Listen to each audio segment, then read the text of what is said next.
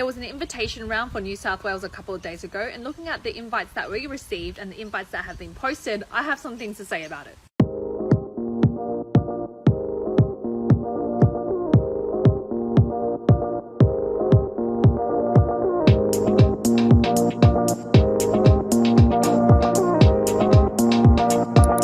If you have a look at this applicant here, he was invited as a civil engineer and he had 85 plus 5 points, but look at his experience. He has 15 points for experience, which means he has at least 8 years of overseas work experience. This applicant over here is a software engineer and also offshore and had 90 points.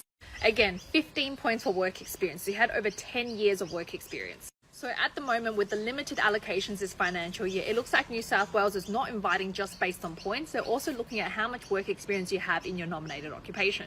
But look, again, I just think this is temporary until they add more allocations. There will be big changes for 482 visa holders after the 25th of November 2023. Now, this will not only impact existing 482 visa holders, but also for new 482 visa holders. So first of all, remember to qualify for the 482 visa, you must be employed by an eligible sponsor. You must have relevant qualifications and at least 2 years of full-time work experience in that occupation. Now, there's a few different types of occupation lists. So there's a medium-term occupation list, there's a short-term occupation list, as well as the regional occupation list. For example, a software engineer is on the medium-term occupation list, a marketing specialist is on the short-term occupation list, and a dentist is on the regional occupation list. Now, the good news is that all occupation lists will be able to apply for the 186 under the temporary residence transition stream as long as you've been working for the same employer for at least 2 years out of the last 3 years. This is a big game changer because previously you needed to be working for at least 3 years out of the last 4 years,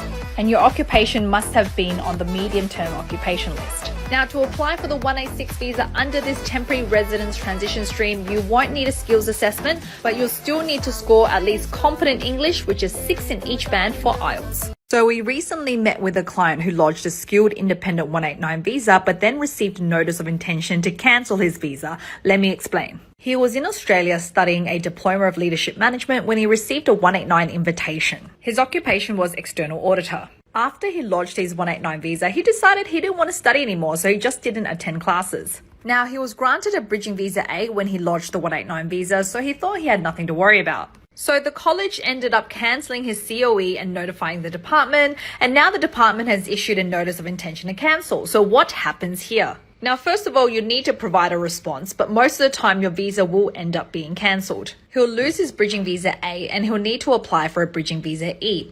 Now, that bridging visa E may not come with work rights, so he'll need to apply for work rights as well. He also won't be able to apply for travel rights. So what are your thoughts and what would you have done?